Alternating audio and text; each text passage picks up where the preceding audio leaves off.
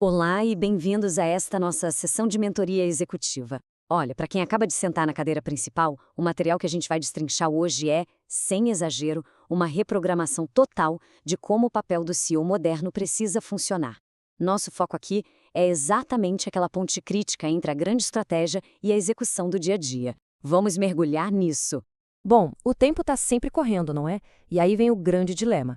No que a alta liderança deve realmente focar? Quem chega ao topo enfrenta quase que uma luta diária, bem dolorosa até, para equilibrar aquela visão grandiosa de longo prazo com o trabalho duro e diário da operação. A pergunta que não quer calar nos corredores é sempre a mesma: como decidir no que colocar a mão quando absolutamente tudo parece ser prioridade? Como o mestre Peter Drucker já dizia, o executivo não deve ser um faz-tudo, ele precisa ser um construtor. Sabe aquela sabedoria clássica de escola de negócios? Aquela que diz que, para ser um diretor executivo de verdade, a pessoa tem que parar de agir como diretor de operações e sair do meio do mato. Pois é, nós vamos pegar esse mito clássico e desmontar ele completamente agora. O nosso roteiro para esta masterclass está bem estruturado. Nós vamos passar pelo mito do gestor distante, ver quando a estratégia encontra as operações, detalhar os 5 princípios essenciais, falar sobre ensinar pelo exemplo, a cultura da melhoria contínua e fechar redefinindo o papel executivo. Vai ser uma jornada lá da alta estratégia até o chão de fábrica das melhores empresas do mundo. Ponto 1. O mito do gestor distante. A expectativa contra a realidade da liderança. Vamos direto para a nossa primeira quebra de paradigma. Dá só uma olhada no contraste direto entre essas duas abordagens. O modelo antigo ensina a focar quase que exclusivamente no o quê. É a visão, o propósito, mas quando a gente olha de perto para gigantes como Amazon, Danaher, Helix e Toyota, a banda toca bem diferente. A realidade é que esses líderes dedicam uma quantidade absurda de tempo e têm uma verdadeira obsessão pelo como.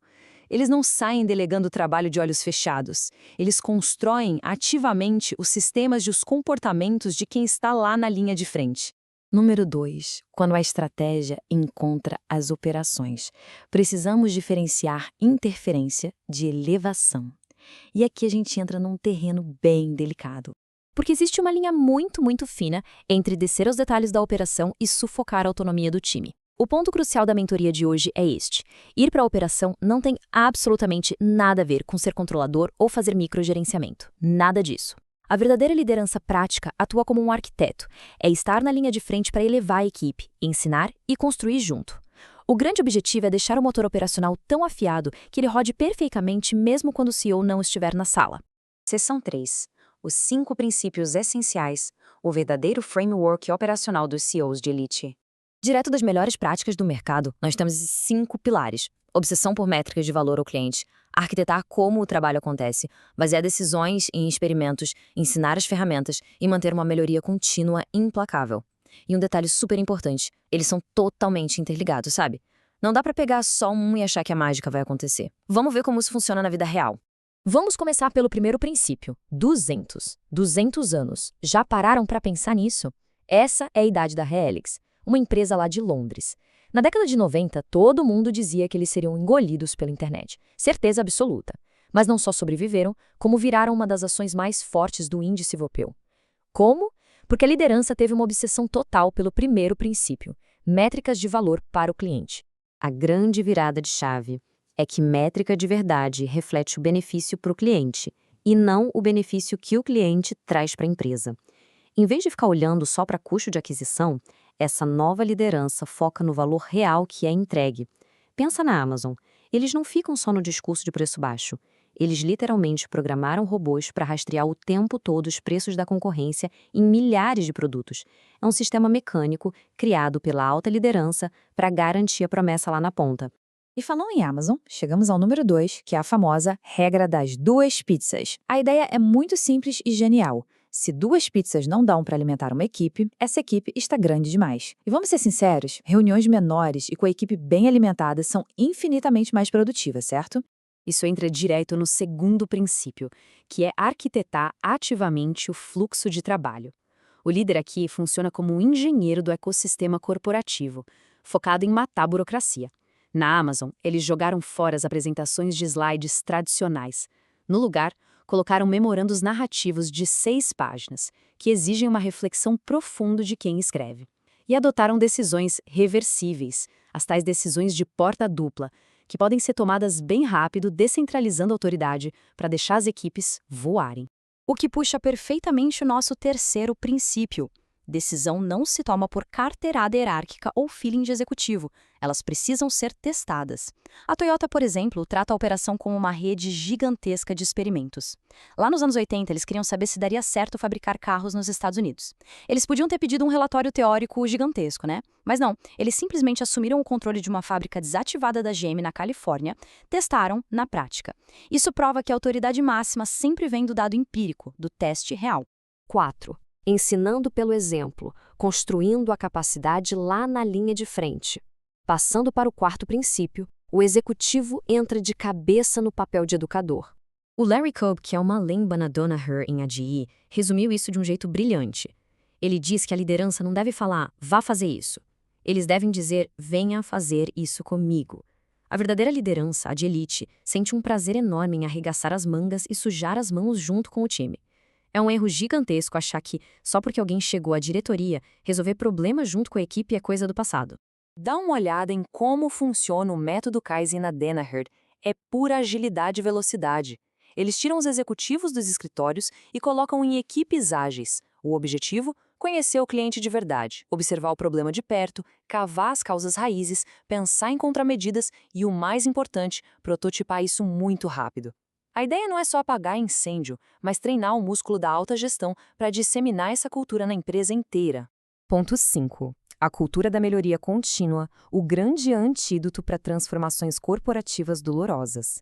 Chegamos ao nosso último princípio. A essência do Kaizen é justamente essa busca que não para nunca. Líderes de alto nível simplesmente odeiam aquele conceito de grande iniciativa de transformação. Eles preferem exigir melhoria diária. O trabalho tem que ficar melhor, mais rápido e mais barato todo ano, para sempre. É exatamente como ir para a academia.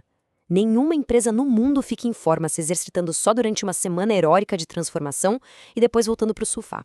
Tem que treinar todo santo dia. E o braço direito do Kaizen é o Hansei. É a reflexão que a Toyota usa para expor as pequenas falhas sem medo. Pensa bem, ser vulnerável aqui significa que a alta gestão tem que engolir o orgulho e admitir em público quando suas hipóteses falham. Isso constrói uma cultura totalmente destemida. Lá na Amazon, eles até brincam que o fracasso e a invenção são gêmeos inseparáveis. Expor essas pequenas falhas garante que a máquina vá sendo refinada aos poucos, sem precisar quebrar por completo para ser consertada. Número 6. Redefinindo o papel executivo. Afinal, por que isso é tão incrivelmente raro? Chegamos ao clímax da nossa análise. Se essas práticas estão aí, em livros e palestras, por que a gente não vê mais empresas fazendo? A resposta é a resistência das próprias lideranças. Não é só baixar um manual de instruções, exige uma mudança de identidade que é super desconfortável. O líder precisa da disciplina de dar um zoom gigante na engrenagem, ver o detalhe e depois voltar rapidinho para a visão panorâmica sem travar a equipe. E tem que lembrar, não dá para copiar só um pedaço. É um ecossistema inteiro de hábitos e o papel de nutrir isso no dia a dia não pode ser delegado a ninguém. E isso nos traz para a verdade mais dura e importante dessa nossa conversa. Se a melhoria operacional contínua não for parte do DNA diário, a empresa vai, inevitavelmente, bater no muro e precisar de uma daquelas transformações extremamente dolorosas. A liderança que se tranca na sala da alta estratégia e esquece o chão da execução está silenciosamente plantando uma bomba relógio estrutural. O motor de execução tem que ser desenhado por quem está no topo para funcionar de forma excepcional todos os dias. E para fechar nossa sessão de mentoria, fica esta provocação. No momento em que se assume a cadeira executiva, o caminho se divide. De um lado, a opção de ficar como um estrategista distante, olhando só para as nuvens. Do outro, aceitar o desafio brutal de ser um mestre arquiteto da execução.